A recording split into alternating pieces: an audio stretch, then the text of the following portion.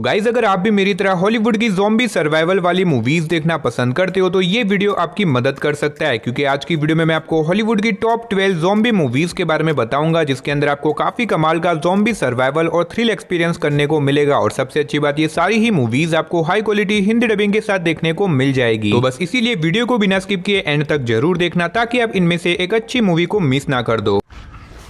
ये क्या कर रहा है?